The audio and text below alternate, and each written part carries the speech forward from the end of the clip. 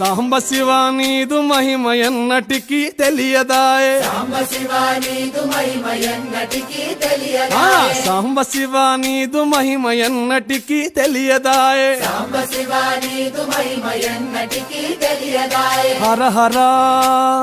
Shiva Shiva Hara Hara Shiva Shiva